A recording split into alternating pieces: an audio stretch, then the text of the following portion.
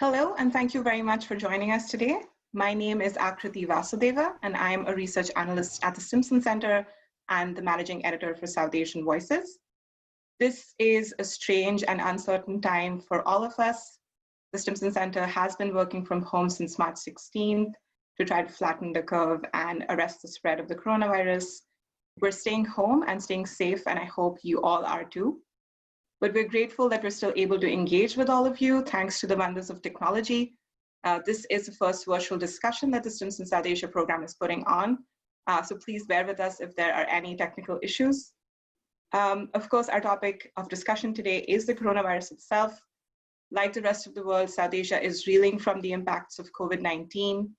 As of April 2nd, there are more than 5,500 cases in the subcontinent so far, and the numbers are rising rapidly. Most countries in the region are either in partial or complete lockdown. But even as these countries deal with the public health consequences of COVID-19, it is becoming clear that this global pandemic is going to have economic as well as geopolitical ramifications as well. Economists are already predicting that there's likely to be a global recession, which will impact the economies of South Asia, as well as China, which is a large source of investment in the region. As the fight against the virus progresses, our discussion today will revolve around the implications of COVID-19 for economic development, bilateral relations, regional politics, and balance of power in South Asia.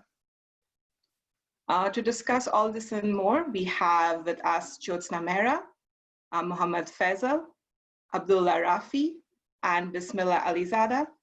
I believe we've circulated their bios to all of you beforehand. I will just say that they are all contributors to South Asian Voices and they're keen watchers of South Asian security and geopolitics. So I'm really glad to be having this discussion today. Thank you to all of you. And we'll start with, I'll ask each of the panelists a few questions, and then we'll open it up to questions from all of you, the audience. And we'll be collecting questions throughout the session. So if you have a question, please click on the Q&A button at the bottom. There's a menu at the bottom, you should see it. Click the Q&A button, type in your query, and please identify which panelist you want to answer that question. And I'll try to get to as many as I can. So Faisal, I think the first question is to you. Pakistan's economy was already in a severe crisis before this pandemic struck. It was struggling with high debt and high employment, high unemployment levels. The country sought a $6 billion bailout from the IMF last year. So what are the economic consequences of this crisis likely to be for Pakistan? And how is COVID-19 likely to impact the China-Pakistan economic corridor? We've seen that some BRI projects in the region had to be halted because of COVID-related travel restrictions. There are also fears that COVID-19 is going to have an impact on the Chinese economy, which was already slowing down before the pandemic and will now be facing additional pressure due to these public health costs. Thank you, Akriti. Hello, everyone, and thank you, Stimson Center, for organizing the webinar. I will respond to Akriti's question in three parts. First, on the economic consequences for an economy that was already under an IMF stabilization program. What is happening right now is unprecedented at scale, unimaginable. There is a complete shutdown of the economy. And when I say complete, I mean the formal and informal sector as well. In the previous financial economic crisis that Pakistan have experienced, the informal sector was always open. It was supporting the limited growth and also absorbing those laid off from the formal sector. Right now, even the informal sector is under stress. And IMF program, in fact, it has come to a standstill as well. Last week, Pakistan's central bank, it announced cutting the policy rate by 2.25 percentage points. That was also the single largest cut over the last decade. And with that, actually, Pakistan said goodbye to the IMF program and came out of the policy rates set by the IMF. And also, last week, Pakistan announced over 1 trillion rupees stimulus package that is close to $7 billion. With the government opening up its strings opening up its purse and looking at all available tools and looking to mobilize all available resources to fight the coronavirus and to give economic relief to the people.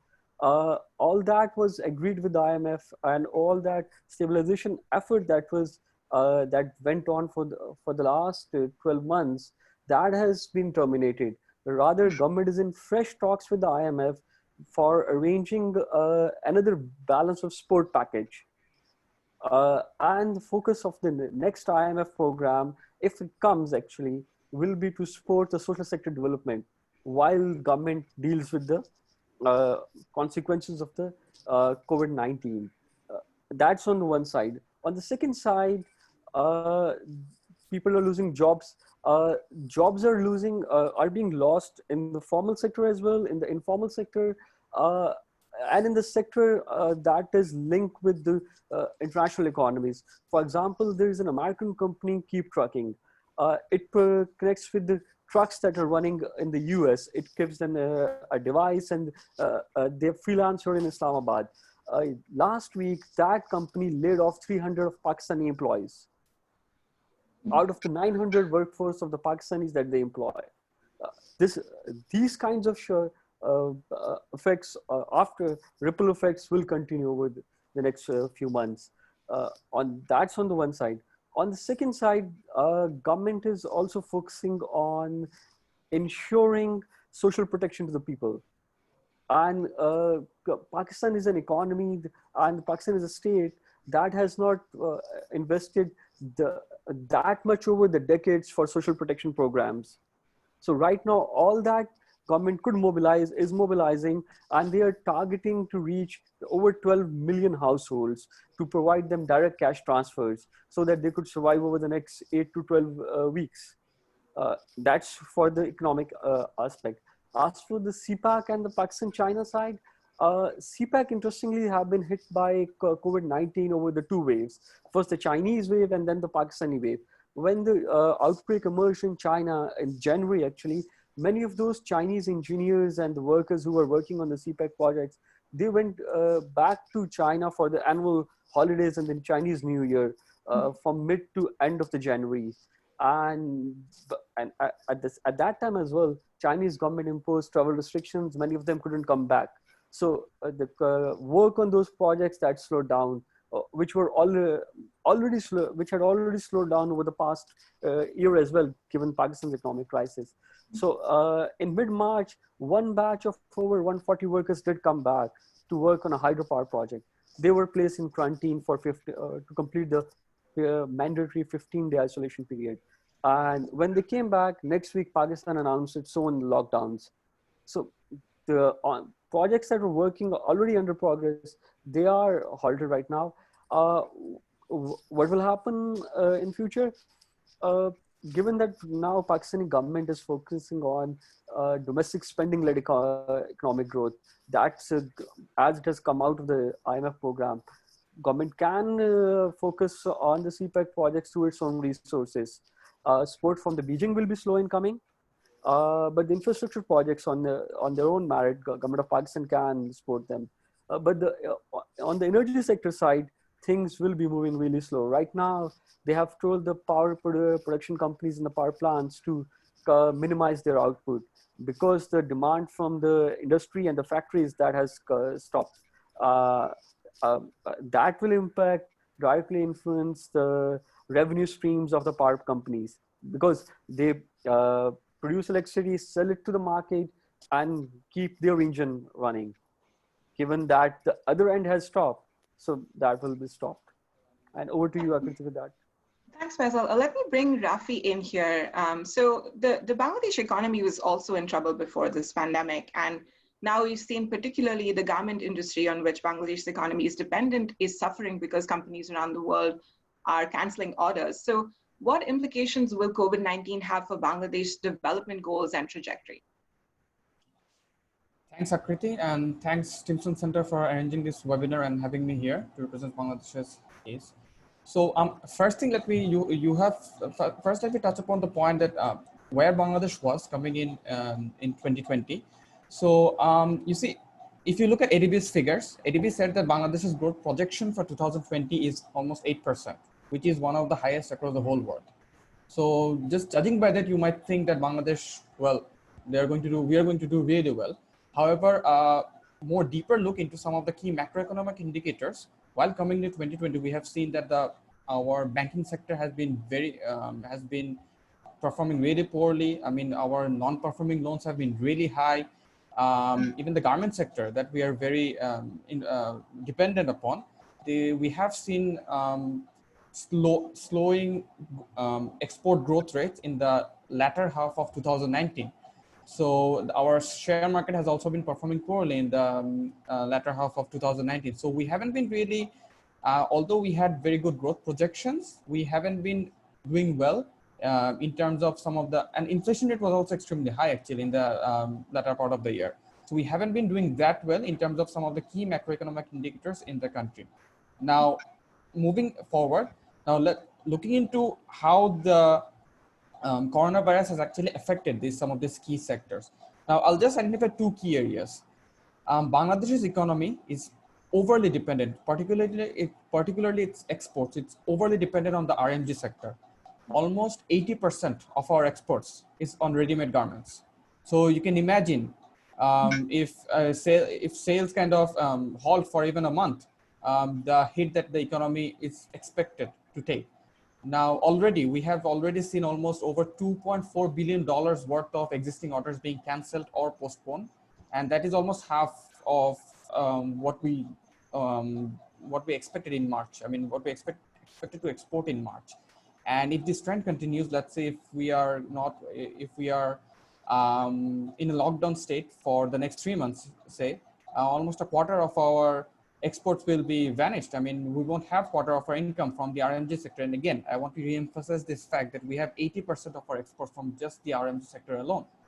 And already almost 1/5 of the workers in this sector, 1 million of them, are currently without pay. We are not even sure whether they're going to have their jobs when this ends. However, okay, that's RMG sector, there's that. And another area that we have been really dependent upon is the remittances.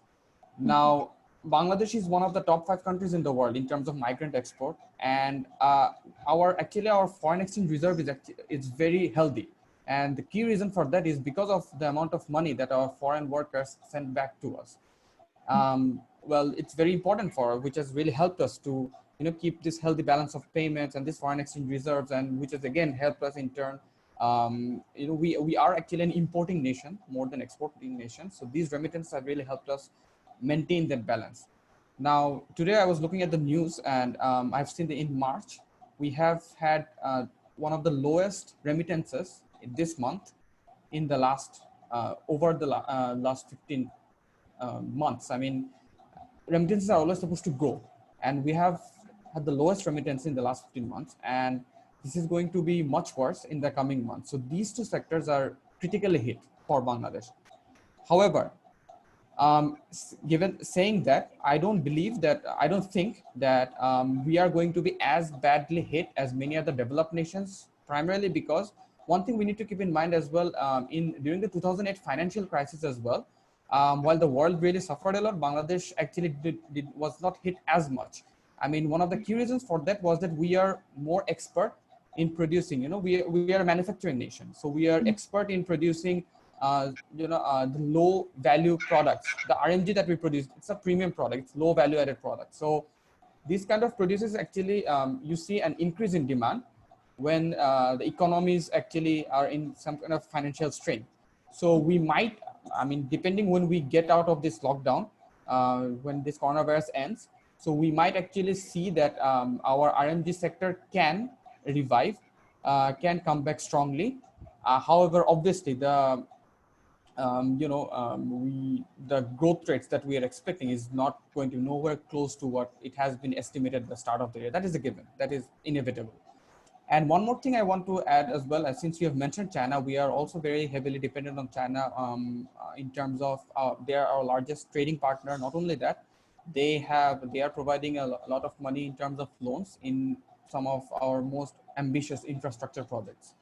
And it's not just China. I'll just add Japanese companies are also very much involved in Bangladesh. And now that we are going through a lockdown, the country is actually complete lockdown. I mean, it's almost a curfew-like situation in the whole country at this moment. Nothing is happening, absolutely nothing, except for the key sectors that need to be kept going.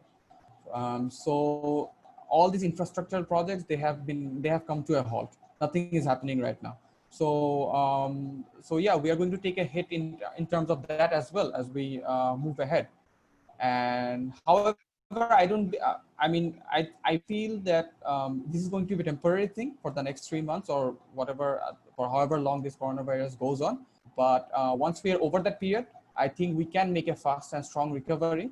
And yeah, I'd like to end on that. Thank you, Rafi. That was really comprehensive, and thank you for bringing in the China angle. You know, we will come to that discussion even later on in the session. So, Jyotsna, a similar question to you, but slightly on a different note. Again, India's economic growth was also slowing down before this crisis began, and now with obviously the health ramifications of this, it's going to require immediate and large-scale investment in public health infrastructure. So are there concerns that this would impact India's defense modernization efforts? We've already seen that India's defense budget this year was the lowest since 1962 at about 1.6% of GDP. And there are concerns about India being able to plug its capability gaps. So can you speak a little bit to that? Thank you, Akriti, and thank you, Stimson team, for including me in this important panel. So we have to keep in mind that a lot of what's going on is happening within sort of this gray area of uncertainty. So just before I jump on to answering your question, I think it'll be important to note that some finalization of procurements was already made in the last 2 weeks as cases in India started to rise. So there was a deal signed to finalize buying $180 million worth of light machine guns from Israeli weapons industries. Then there was a deal worth $2.1 billion with the Turkish consortium for fleet support ships. And then the Ministry of Defense approved procurement of 83 Mark 1 Tejas light combat aircrafts, which are indigenously produced. So it looks like India is trying to meet demands from its services for equipment, but it is going to be very difficult, like you pointed out. The defense budget, which was roughly around $46 billion, was the lowest we've seen in recent years. And the even more disappointing figure was that of capital outlay, which was around $16 billion. So this is what impacts purchase of equipment. So this is likely going to lead to greater competition between the three services. But now that we have a chief of defense staff, it's possible that some sort of resource allocation is more appropriately done in this scenario. But now with coronavirus, and we don't know how long we're going to continue into a lockdown situation, it'll be difficult to get funds to feed the military. So that's there, but the problem for India also exists on the supply side of things. Assuming that COVID affects countries differently and global supply chains are disrupted, India, which is the second largest importer of arms, will likely face a huge problem. We're already seeing that Rafale fighter jets, the Assault has said that the delivery will be delayed to a later date. So how does India procure all the equipment it needs? It could be that this, in fact, gives the opportunity for India's own major DPSUs to meet the demand. And assuming that India is able to lift the lockdown at some point in the near future, or at least impose a limited lockdown, and India's own defense and aerospace industry jumps in to meet the demand. And that has already happened with HAL, which is Hindustan Aeronauticals Limited, announcing that they had a record turnover last year, and they said that they're expecting the trend to continue over this year, despite the COVID emergency. And in fact, the draft defense procurement procedure of 2020 has also laid stress on building India's own indigenous capabilities to produce equipment that it needs. Currently, the entire defense architecture of India has been mobilized towards responding to COVID. You see DRDO, Defense Research and Development Organization, Ordnance Factory, both, all of them have been pooling resources to manufacture low-cost equipment, sanitizers, and alternate sealants for PPEs, etc. You're seeing Army mobilized to set up large-scale quarantine facilities. So, like I said, a lot of this is still in the gray. Thank you, Jyotsna. Bismellah, while we're sort of on the topic of national security defense and how that is impacted by COVID-19, we've seen that the Afghan government faces critical resource constraints in dealing with COVID-19, but there are also many other, monumental developments in the country that the government needs to continue to focus on. So obviously that is the peace process. How would the Afghanistan government that's, has sort of reduced bandwidth because of having to deal with the crisis, how would that impact the peace process? And also the United States itself being occupied with COVID-19, response efforts domestically, how is that likely to impact the peace process and the security situation in the country? Thank you so much for the question. Actually, I would say that in short, it will affect the peace process in Afghanistan very badly and very, actually immensely, for several reasons. First of all, because Afghanistan's economy currently is at a very fragile and a very bad situation. Currently, the poverty rate is standing at 56%, and Afghanistan's actually dependence on foreign aid is around 75%. So from the $11 billion public expenditure each year, Afghanistan will need like 75% of it from foreign countries, and basically the United States, who is one of the biggest actually donors of Afghanistan. And this is particularly important in the security sector, because out of the $5 billion in assistance for the security sector, $4 billion of it is actually provided by the United States on annual basis. But on the other hand, it's also important to bring into the picture the political developments, the recent political developments in the country, which has actually created a mess both inside Afghanistan among the political class, and also has actually negatively impacted the relationship between Afghanistan and the United States, which is our major foreign supporter. Recently, due to lack of agreement on the recent elections, which was very badly rigged, the United States threatened to cut $1 billion of its aid in March. So in the current fiscal year, the United States threatened to cut $1 billion and also $1 more billion during 2021. If the actually different political sides, namely President Ashraf Ghani and his rival Abdullah, if they don't agree on a shared agenda that can ensure that the peace process can move forward. So I think this is very important to keep in mind, that COVID-19 will also actually affect the fighting capability of both the Afghan government and the Taliban.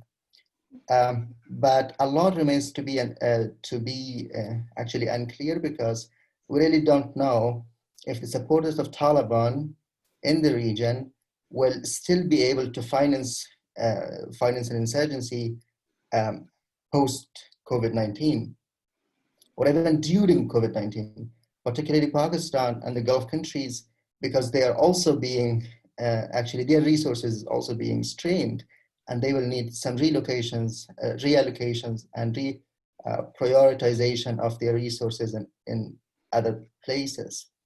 And that will also be true for the Afghan government, because the Afghan government actually cannot afford any lockdown, which is on a sustained period of time.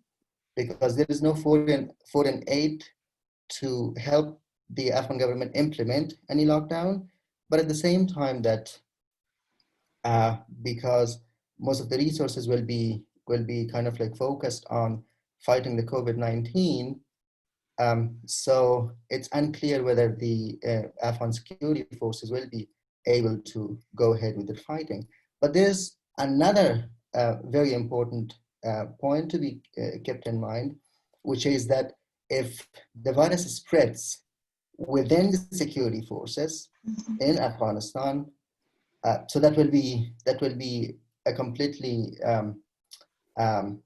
chaotic situation, in which the Afghan government, of course, will not be able to continue the fight. But at the same time, if the virus spreads within the international forces, there are like 15,000 international troops in the country.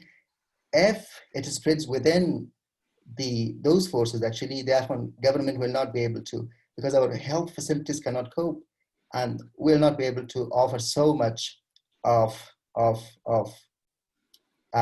services in terms of health and quarantine and those stuff for those troops. And we will not actually, in the current situation, we are unsure if in that situation the foreign troops will still remain in the country.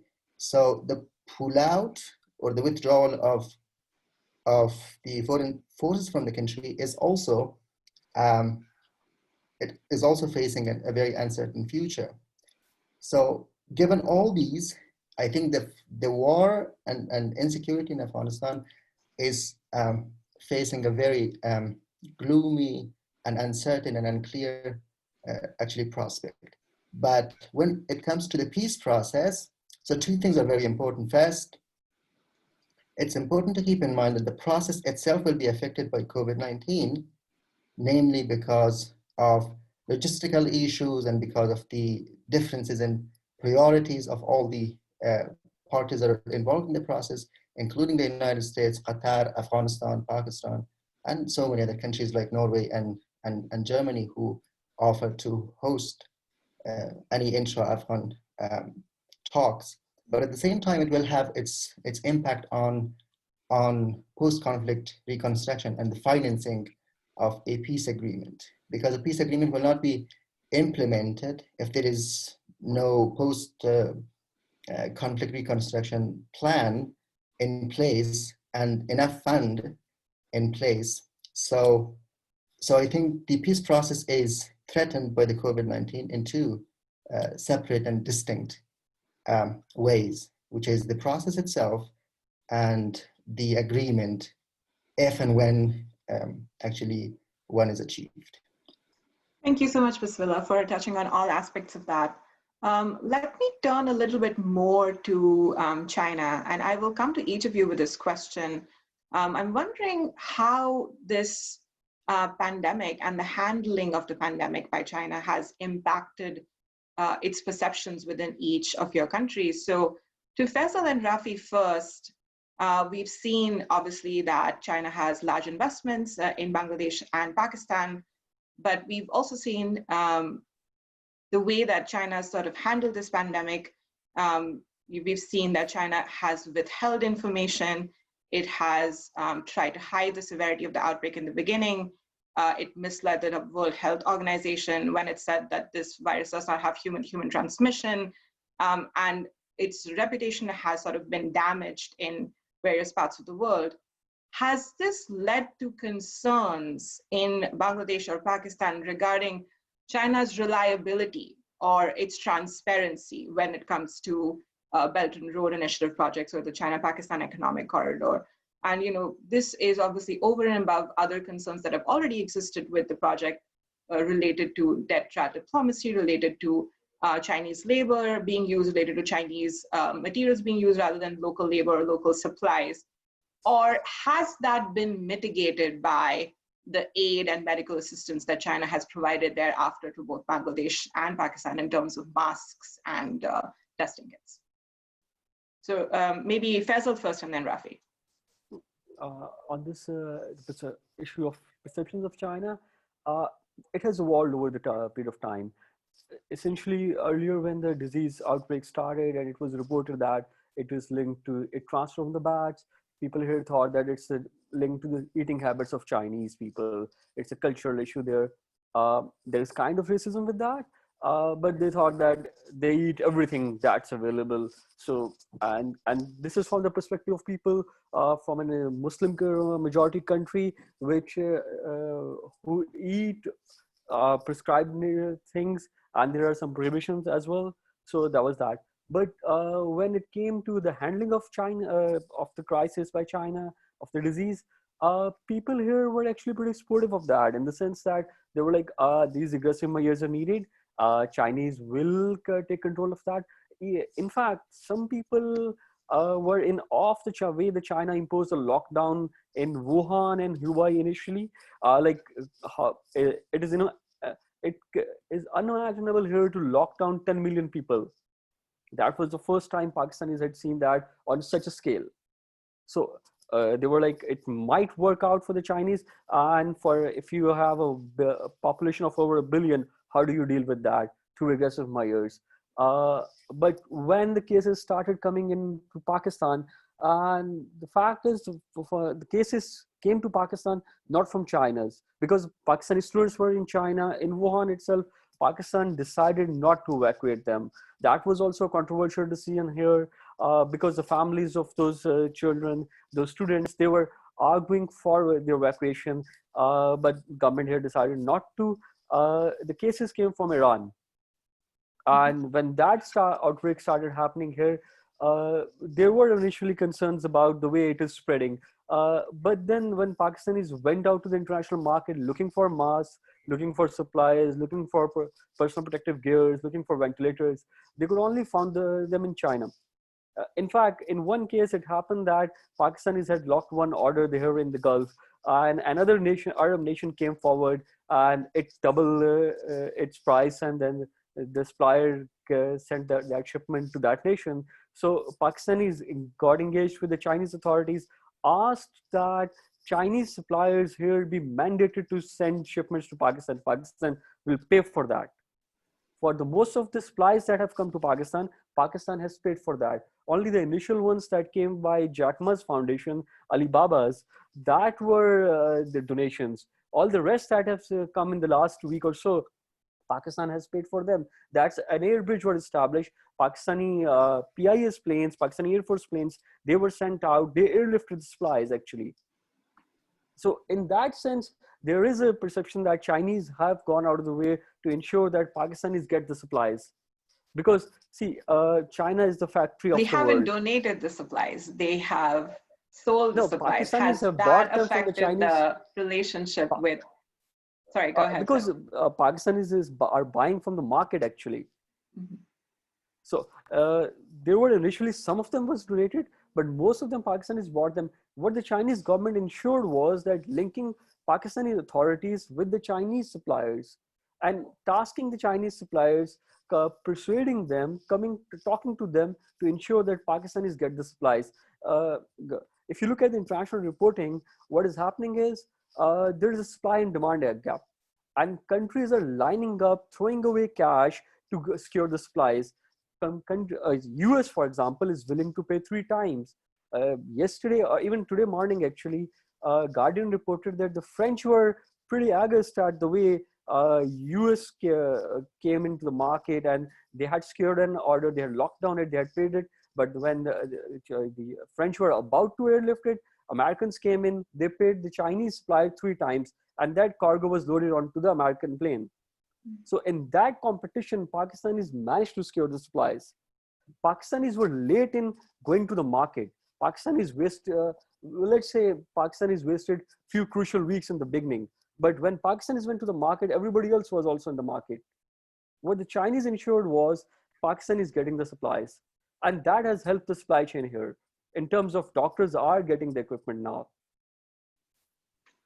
Rafi, do you want to take that also? Yeah. So before I move into the perception thing, let me just say one thing that you see, regarding how China has operated in our country or even in the throughout the world with its BRI projects. I mean, you have raised up the issues of debt trap diplomacy and many other governance issues, which kind of raise questions on how honest they are and how committed they are for actually the development of the country where they're investing in. I mean, that is there. That has been here in Bangladesh as well. We knew what we were getting into. The government knew what they were getting into.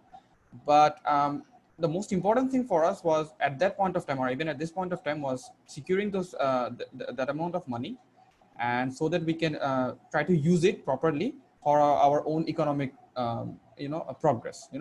So we have had faced some issues regarding that in the last few years. However, the government has been actually quite good in terms of balancing it out. It took some. It kind of took a project and then divided it up into different tranches, and used money from China for one part, from Japan for another part, from India, from Netherlands. I mean, kind of divided the whole thing so that not to create an issue. So, I mean, the government has taken various kind of such similar steps to make sure that you don't actually give the whole thing to China. It's not just Chinese project. They don't have full control over it if things go south. Now, moving into the perception thing, you see, when the whole coronavirus situation initially started, I mean, well, we all knew that China was hiding things. I mean, we don't know what's happening. Even my younger brother, he actually studies in China, and he came back right before the whole thing spread. I mean, he had his whole vacation right now, so he kind of got in Bangladesh and he couldn't go back. Now we kind of got all this information from him, how China has been actually dealing over there in China. And you see, yes, they have been hiding a lot of things. However, at this point of time, if you look at it right now, since perception is kind of defined by what we see from news, from headlines, from people around us, what we are hearing is China has everything under control right now. On the other hand, you've got other developed nations, US, even the European nations, they're struggling. They're still struggling, and they will continue to struggle for at least 1 month. So, and one thing we need to remember as well, people kind of suffer from this recency effect. So at this point of time, what we are currently saying is that the Western nations, they're struggling. On the other hand, Chinese have come forward with support from Jack Ma Foundation. Even if they're selling, that's not a problem. At least they're providing those equipments. So from the perception angle, China actually, I don't know whether we can say it's good or bad. They actually has a more positive perception in our country at this point of time. And one more thing I want to add as well. You see, the way China has handled it, going total lockdown, just immediately. Even they built a hospital in, I think 10 or 14 days, and that actually got a lot of media coverage over here. So the fact that they have this ability to mobilize things, to get things done so quickly, so fast, it kind of, if you're talking about the perception of the people, over here, then they kind of take it positively that, there is this problem, they kind of swiftly managed it. No matter, it doesn't matter how they did it. They just did it. They just solved the problem. So if we're talking about perception, then yes, fortunately or unfortunately, China actually has a positive perception at this point of time. And I'm guessing since they have already almost curbed the spread over there, and they will continue to have this positive perception going forward, moving forward. And when we are at the end of this whole coronavirus situation. So I think that's where we stand right now. Yeah. That's very interesting, Rafi. And Jyotsna, it slightly seems to be different in India. The public and media discourse has been fairly critical of China. We've even seen Bollywood celebrities such as Amitabh Bachchan, normally, he doesn't venture into politics, or any other Bollywood celebrities don't either, and has sort of called out the Chinese Communist Party. So is this public discourse, likely to impact or play into the India-China relationship, which already has a lot of legacy issues with the border dispute, or is a competitive relationship? And you had an interesting tweet a few days ago where, you made a similar point and you asked the question, is the Pakistan-focused foreign policy discourse in India now going to, change because of this, since there seems to be sort of a more awareness of the problems with China? Yeah, so I think we could approach this question by first looking at the political leadership and then looking at the public perception at large. So when it comes to China, the political leadership in India has famously been quite reticent in calling China out quite openly in its public messaging or diplomatic messaging. But that hasn't mattered as much because in the background, India has made has managed to develop partnerships with multiple like-minded countries when it comes to managing China's rise in the Indo-Pacific specifically. So you saw this play out during the crisis as well, when Foreign Minister Jaishankar had a telephone conversation with Foreign Minister Wang Yi. You had the Chinese side saying that India agreed that there should be no name calling when it comes to the virus. So in obvious reference to President Trump calling it the China virus or the Wuhan virus. But on the Indian side, you did not see any mention of that at all. On the contrary, you had Foreign Minister Jaishankar speak to Secretary Pompeo twice. And in those conversations, which were supposed to be about COVID-19, they spoke about Indo-Pacific security as well. So that surely will ruffle some feathers in Beijing. But when it comes to the public perception of China, like you said, something unprecedented has happened. So years of bullying by China through various platforms, be it by, say, shielding terrorists or curtailing India's great power aspirations in various international organizations, that wasn't able to mobilize public perception in a negative way against China the way this pandemic has in just a few days. So like you said, Bollywood celebrities are now talking about how Dr. Tedros and the collusion of the WHO was responsible in hastening the outbreak. And not just that, it's not just about China or bat soup, but it's also about the CCP, Xi Jinping, about Dr. Li Wenliang and WHO. Like I said, all these are now becoming subjects of WhatsApp forwards, tweets by famous celebrities, authors. You're seeing these even now appear in Instagram memes. So when I say, WhatsApp forwards, it's always a good indicator of where India's political swing is moving. So before this, like I said, years of bullying did not really help mobilize perception against China the way this has done. If you speak to an average Indian before January 2020, they'd just say 1962 or maybe about Pakistan and China nexus, but nothing beyond that. What would be really, really problematic for Beijing would be if Indians take this beyond the pandemic and remember this and start voting based on this. That would start changing, like I said in that tweet, the popular narrative, which currently has a strong Pakistan flavor, that would change with a strong consideration of what China is doing. Thank you, Jyotsna. Bismellah, do you want to jump in a little bit as well on this? What are perceptions of China within Afghanistan? Yeah, I will talk around two topics. First, China's support of Afghanistan in fighting COVID-19, which has shown to some degree over the recent days.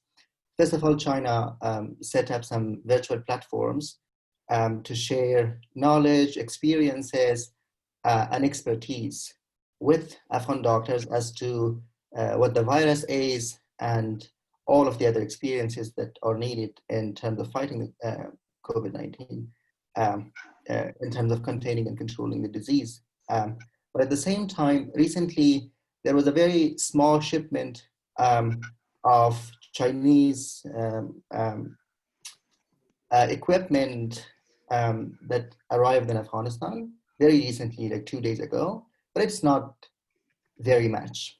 So it's like very minuscule to this date. Maybe in future that expands or maybe not, but now it's not so much considerable and it's not significant at all. On the other hand, how this will affect the BRI related projects in Afghanistan, I think basically we had a research on the BRI in Afghanistan, and the findings of our research showed that essentially there are not many active projects on the ground under the BRI in Afghanistan. So there is only, right now, there are only 2 programs under the BRI in Afghanistan. One is the 5 Nations Railway project, which is between China, Kyrgyzstan, Tajikistan, Afghanistan, and Iran, which is kind of like not a huge priority for Afghanistan, as the country is dealing with a lot of other issues at the moment, particularly in the context of COVID-19. So that will be delayed. And I think that will not affect the situation of Afghanistan either positively or negatively, not so much. And another project that's under the BRI is the optic fiber, which was the optic fiber connectivity between Afghanistan and China, which may also be affected by COVID-19. So there are not other projects under the BRI that will be affected by COVID-19 at the time being. Thank you, Bismellah. Jyotsna, just taking forward a little bit, what you were saying about the Indo-Pacific, and we've spoken already about sort of growing anger against China, at least in some countries. We've seen it a little bit in the UK, and for hiding information about the virus, or even interestingly, actually in Nepal, where China provided faulty medical testing kits, and Nepal actually returned that entire shipment back to China. So I'm wondering if you see this as creating new opportunities for US or Indian diplomacy or leadership in the Indo-Pacific.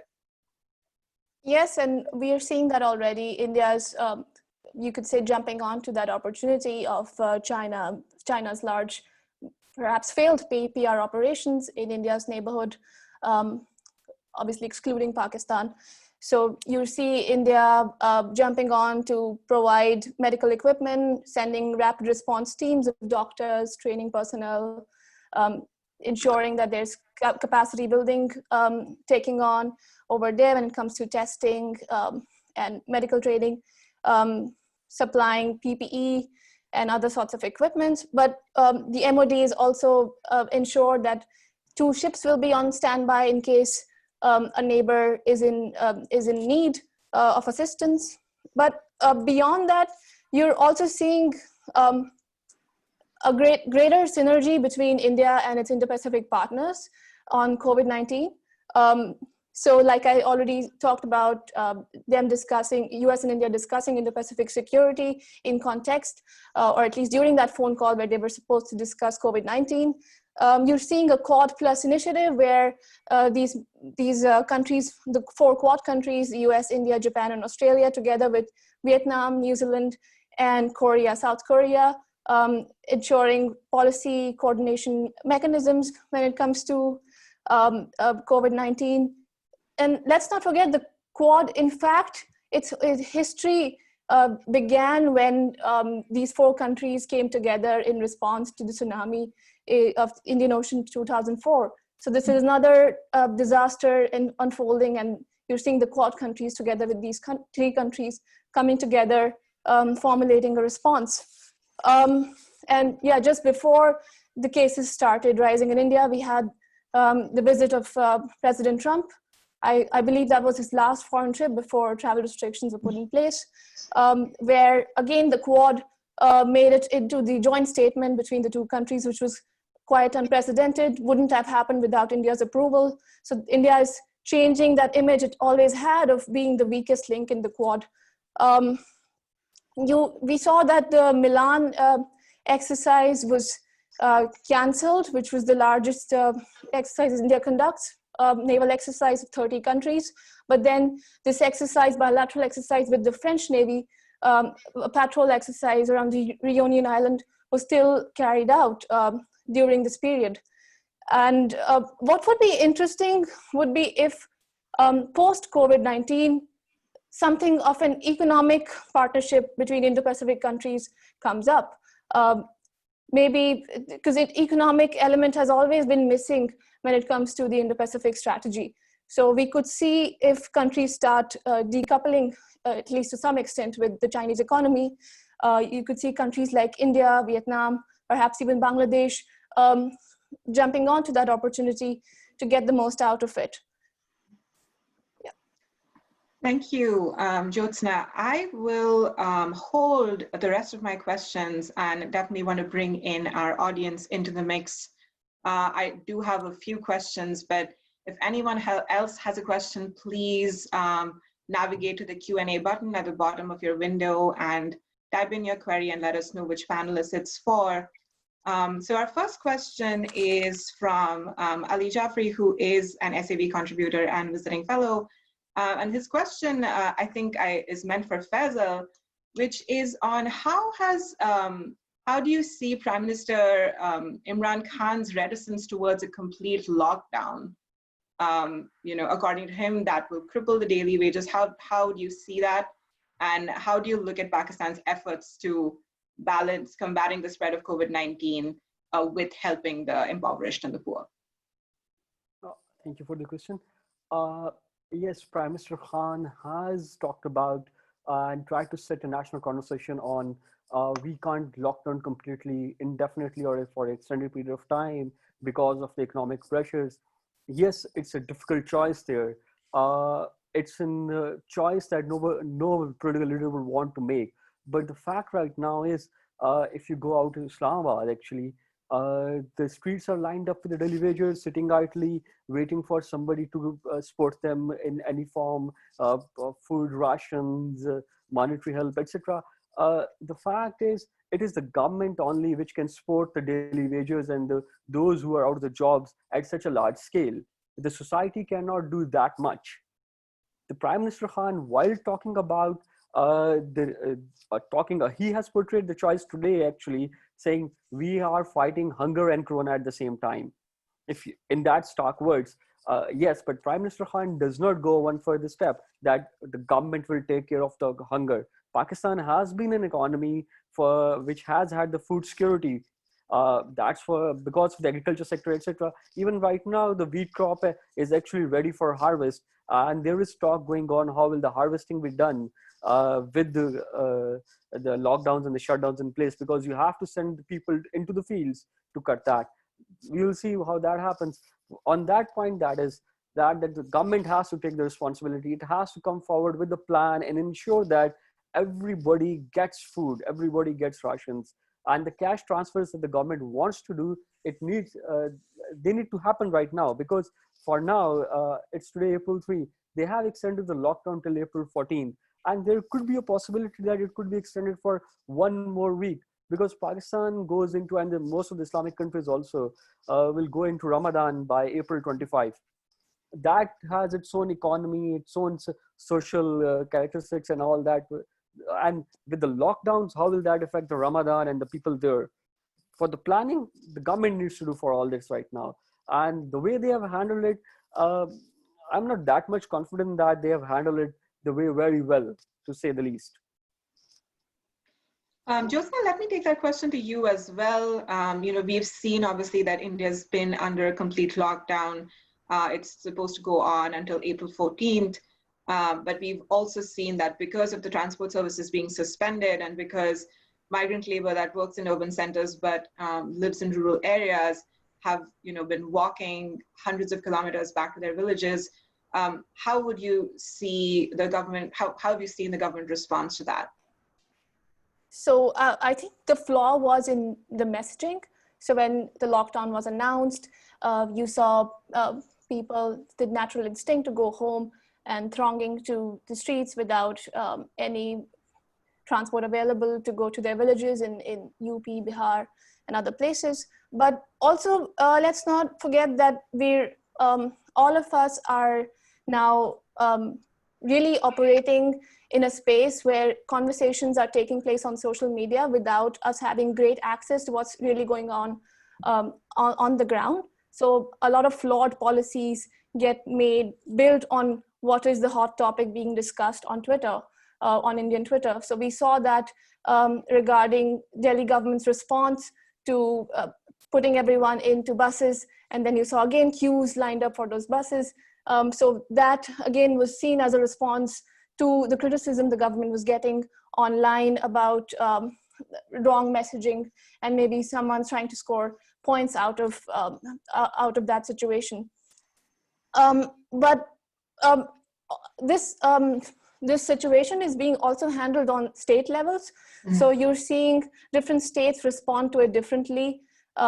For example, then Delhi government said that they'll be providing food to migrant labor, and the Punjab government is actually going house to house in more of the impoverished localities to provide food to these people. So different states are responding differently. It would be helpful for the central government to spell out policies more clearly in their public messaging. Thank you, Jyotsna. We have another interesting question from Elizabeth Rahil, who is the Deputy Director of the South Asia Program here at Stimson. She's curious to know how each of you has seen perceptions of the United States across the region, especially as the US is struggling with containing the pandemic at home and hasn't been able to provide as much foreign assistance as it has in the past.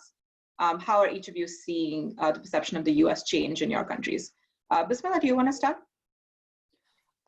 Actually, the perception of the United States with regards to COVID-19 particularly hasn't changed so much.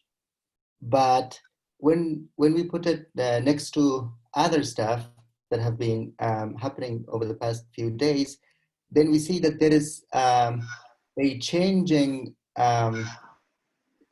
perception, which is kind of like not very friendly, meaning that people do not look at the United States right now, particularly after cutting 1 billion of its aid to Afghanistan, but at the same time courting the Taliban and going ahead with the peace process in a way that doesn't necessarily have the consent of the Afghan people and the Afghan government.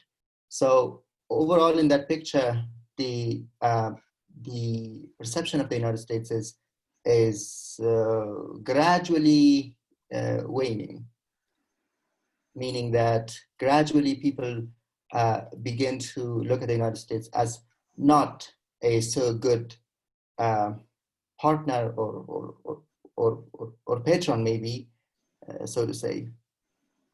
Yeah. Faisal, do you want to take that next? Well, from the perception of US, it's been interesting that there have been comparison made that, look, it's a first world country. They haven't been able to control the spread of the pandemic. So what do you expect us to do? We are a third world country in that terms. And then the Prime Minister Khan actually, he compared the $2 trillion stimulus given by the US government and the Congress to the Pakistan's $1 trillion. He just said, there's just different level of resources out there. We can't match the effort. And then there's one other factor. Under this administration, the Trump administration, the economic assistance and the military assistance to Pakistan, that has been suspended for the last 3-4 years now. There wasn't any expectation even for the US coming forward with the help in Pakistan. And with the way that Trump's decision-making style is, since there was no expectation, they were looking forward to that. Only perception there has been, or the media talk there has been, comparing the numbers. Look, we are doing better. Our number of deaths are still 35. The US has crossed this much thousands. The spread is this much in the US. We are still doing better in that terms. Rafi? Yeah. So first of all, two things I'd like to mention in this case. First of all, you see, as I have mentioned in my previous the last time I spoke, that when people, since you're talking about again perception, when people are looking at US, they're saying that whatever US is doing right now, it hasn't worked as much, is not working compared to what, let's say, countries over here, Singapore, China, that they're doing, right? Mm-hmm. So from that sense, you see, the perception is not really, it's not good. I'll just leave it there. Now, there's that, and moving ahead, now in the last couple of weeks, we have seen a lot of orders in the RMG sector, being canceled or postponed.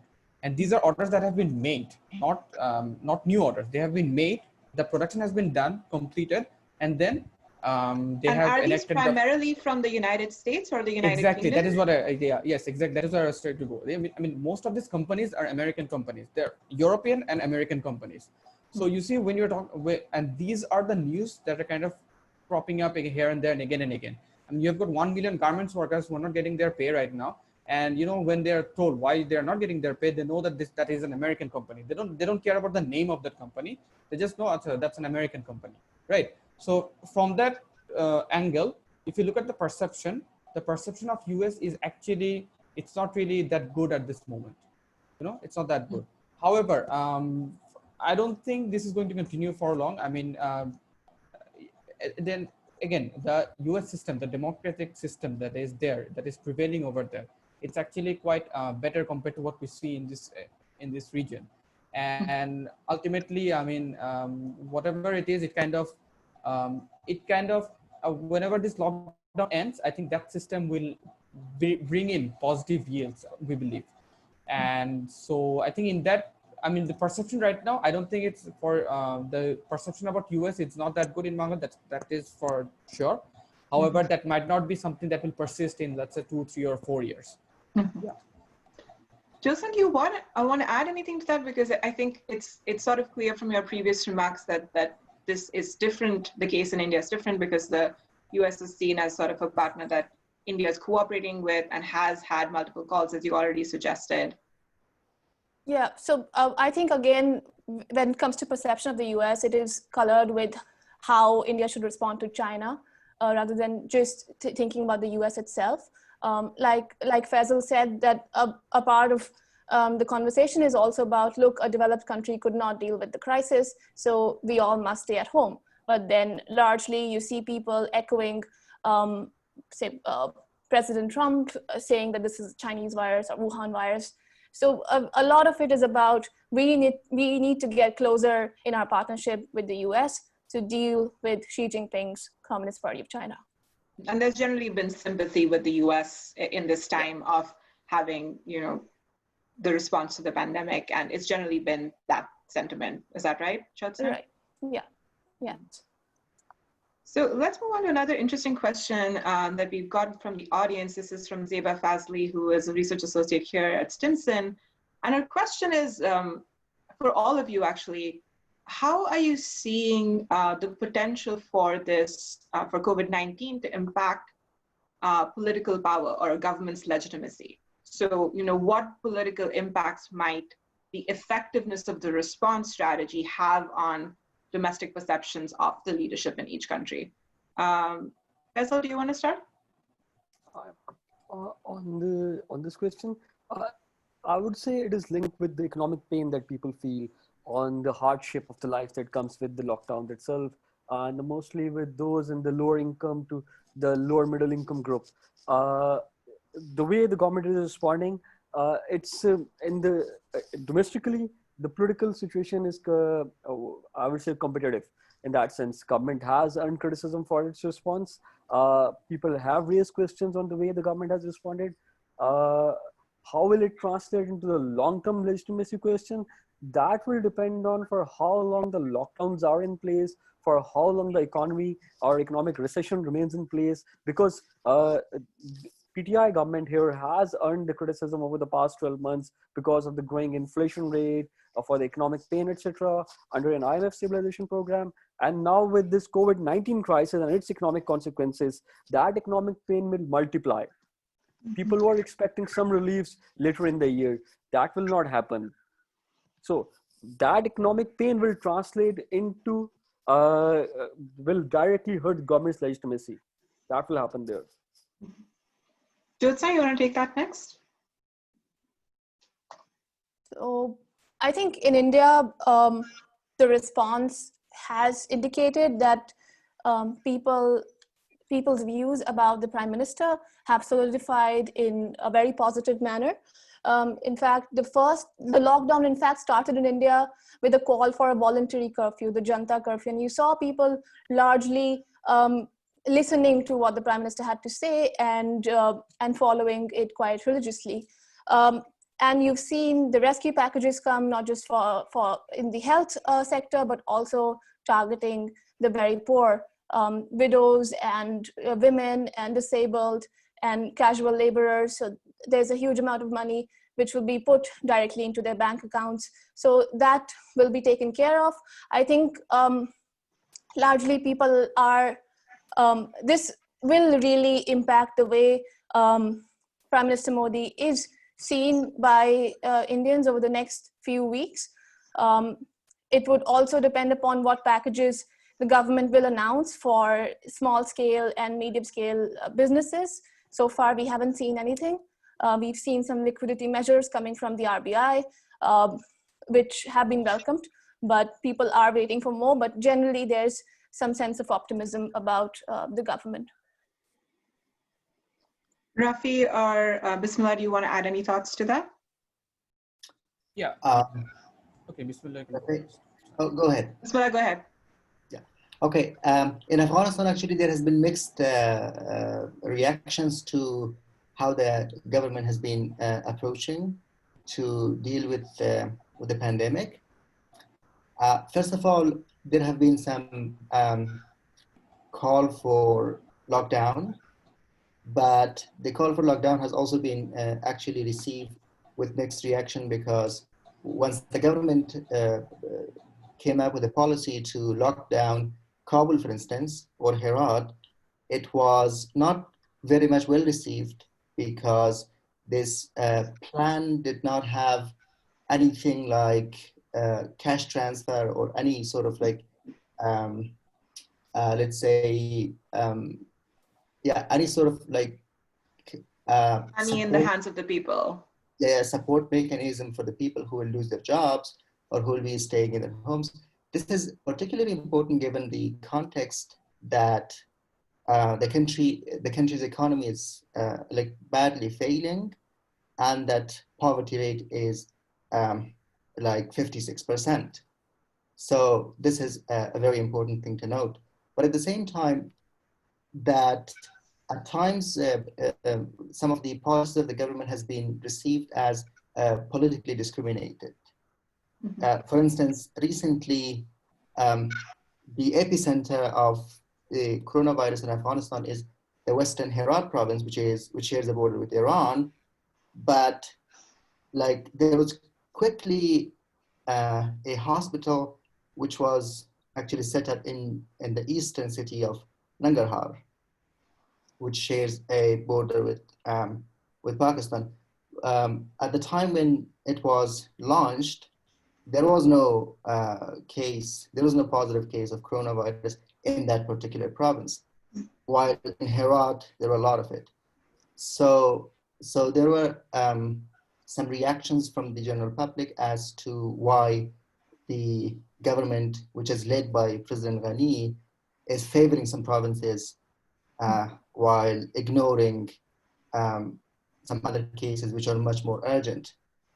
But generally, the Afghan government has been losing its legitimacy not only since the outbreak, but beginning from long ago, beginning from 2016, 2017, beginning with a lot of other factors, including political ones and elections and security, because the government has lost so much to so many things, including to Taliban, including to the US, to its neighbors, and to economy. That's why, it has been on a steep line since long ago, and now also it has been affected negatively.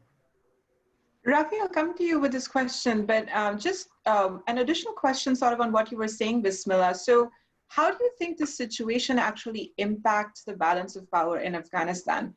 Does the situation put the Taliban in a stronger negotiating position?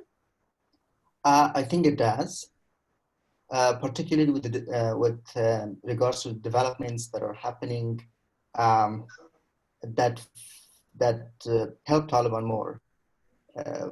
The US is gravitating towards Taliban more than it actually offers support for the Afghan government or for what has been gained in Afghanistan in terms of a political order, in terms of its constitution, and much more. So yeah, I think when COVID-19, if the spread becomes much more prevalent, then the government will lose much more of its popular support. It has lost much of its international support due to the controversial elections, and also due to lack of support from the United States, because politics in Afghanistan is so closely related to how the US is actually favoring one or the other group. Right now, the United States is trying, both within Afghanistan and in the region, trying to actually win support for the Taliban from the political leaders within the country to regional countries like Pakistan, Central Asia, the Gulf countries, and even Iran, and even Russia and China. That's why I think Taliban is relatively in a much better position than the Afghan government.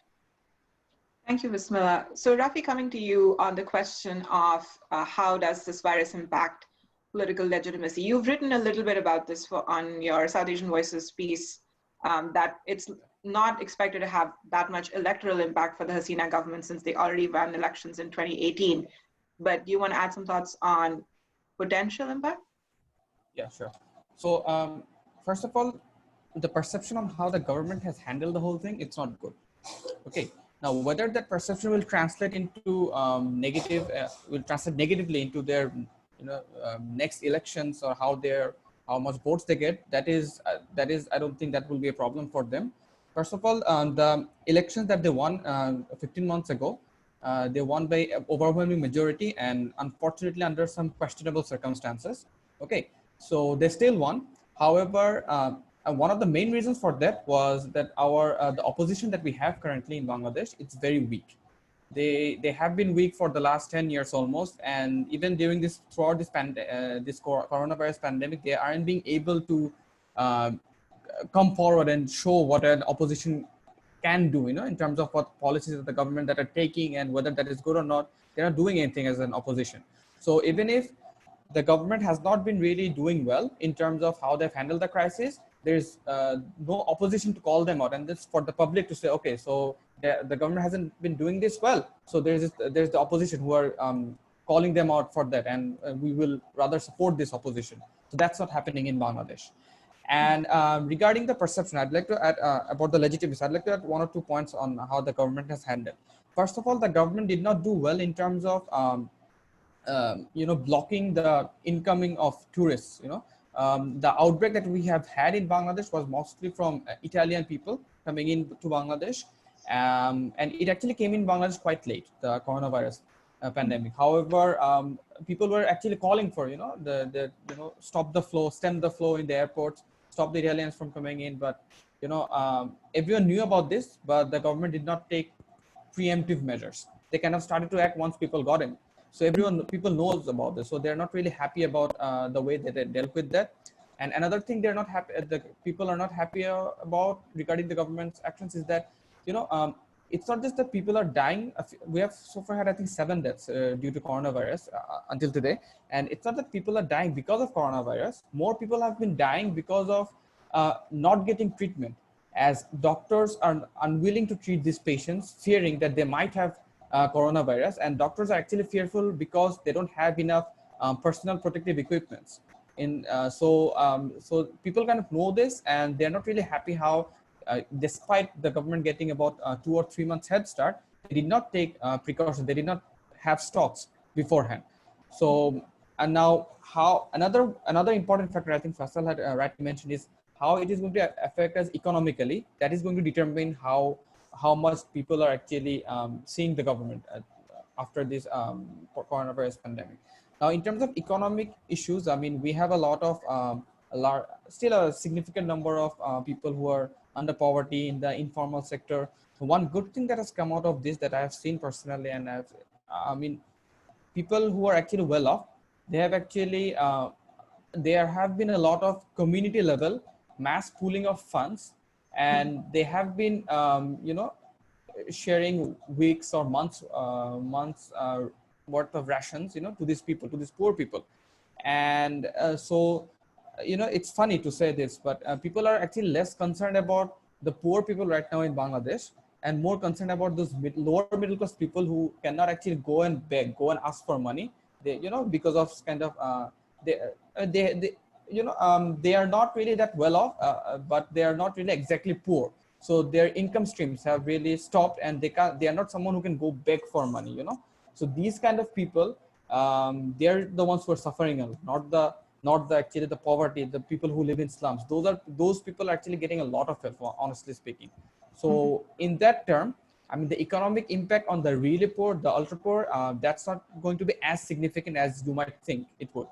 So from that angle, we'll have to see how it pans out, after the whole pandemic ends, and how much jobs have been lost, and whether we can recover. Depending on that, we can determine how the government's perception will, alter in people's mind. But, at this moment, it's not as bad as one might think. Thank you, Rafi. So we have another question on something that we haven't discussed, and it was a question that I had as well on the SARC emergency fund and the potential revival of SARC. So this is from Vivek Mishra, who's also a South Asian Voices visiting fellow. And his question is specifically to Faisal on the domestic opinion in Pakistan to Prime Minister Modi's, resurrection of SARC or the emergency fund. I want Faisal to answer that, but I also want the other panelists to take the question on, do you see the video conference call trying to, coordinate or collaborate on efforts to fight the virus, or the emergency fund? Do you actually see that as the revival of SARC, because it is an organization that has not been effective in the past because of political tensions in the region? So to Faisal first, and then the rest of the panelists. On this question specifically, it was seen in Pakistan as another move by Modi, where he surprises by a public, so to say, the stunts they say he pulls, because they were like mostly the public opinion here and the media and those who deal with India-Pakistan issues were, if he's really serious, then first lift the communications and other lockdowns from Kashmir, and then let's talk about it. And the way it was set up as well, Pakistan did not send its prime minister; it sent an advisor to the health to that meeting as well. And Pakistan's now is arguing that that emergency fund is a good thing, but it should be under the SARC Secretariat, not being led by New Delhi. And Pakistan wants that to be routed through the SARC Secretariat, wants the SARC Secretariat to take the lead. Pakistan is now calling for another video conference of health ministers, actually, to talk about the technical cooperation and share information, etc.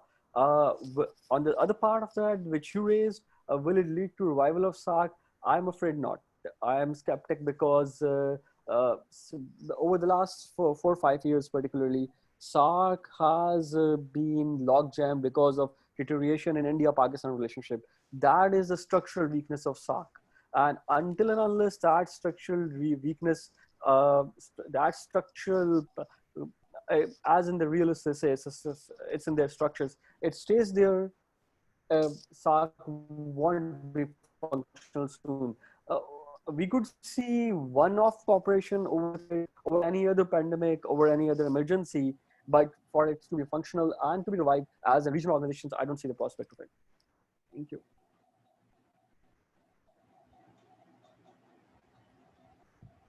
Jyotsna, do you want to take that next? Yeah, I agree. I'm not very optimistic about a full revival of the SARC.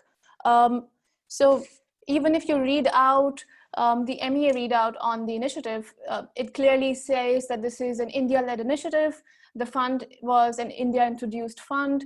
And even the tweet that started all this by Prime Minister Modi, it said that he's calling upon the leaders of SARC countries. So not really on the institution itself, but the leaders of countries in the region. And even the MEA readout says that this is a challenge which SARC countries have to face together, not necessarily saying that the organization or the group has to face together. We had this conversation before in 2014 when Prime Minister Modi invited leaders of the SARC countries to his inaugural ceremony. But 6 years, we haven't seen a SARC summit. from an Indian point of view, it really just takes a terrorist attack for the whole thing to come crashing down. India has been more focused on BIMSTEC, PBI, and the Indo-Pacific more broadly. It would be, like Faisal said, maybe one-off cooperation on softer security issues like climate change, or maybe regional health security. We've seen a website come up, and we don't really know the status of the fund. India says it's India-led. Pakistan so far, I believe, hasn't contributed. And we don't know whether the donations which are going to all these regional countries are just Indian contributions, Indian donations, or they are actually from the SARC fund. Rafi, how does Bangladesh see this? We've seen that Bangladesh has contributed to the fund, but is there a perception in Bangladesh that, as Faisal and Jyotsna have pointed out, that this is going to again sort of be defeated because of tensions between India and Pakistan? Yeah, I think it's the same over here. I think whatever Jyotsna and Faisal said, it's quite similar. I mean, it is going to be something, we feel that it's going to be something like of an one-off initiative given the strange nature of this crisis that we are seeing. And, the Bangladeshi leadership has actually tried quite a few times in the last few years trying to mobilize the SARC initiatives under the SARC, but couldn't because of, primarily because of the India-Pakistan, equation. So we have seen that ultimately our focus is gradually turning into BIMSTEC. And since Bangladesh is part of the BIMSTEC thing, I think we are also currently following suit, in terms of focusing on BIMSTEC with India rather than, trying to push through SARC. So yes, this is a health emergency. India called for SARC to come together, and we have responded accordingly. But I don't think this is something that's going to continue. The perception over here is actually like this. We don't think it's going to continue, and we believe that once this is over, we will be back to focusing potentially on BIMSTEC. Yeah. Thanks, if Rafi. I could add. Yes, Jyotsna.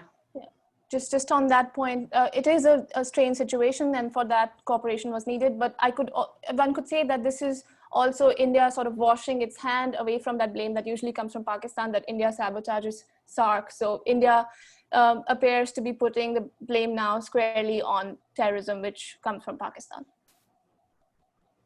Bismellah, do you want to take that as well? Because, like Rafi pointed out, Bangladesh still has a way to engage with India in regional organizations such as BIMSTEC.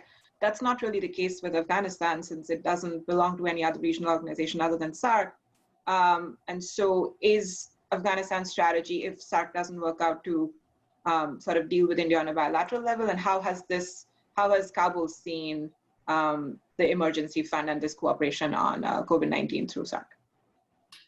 At the leadership level, actually, it's welcomed because Afghanistan contributed like $1 million to the fund.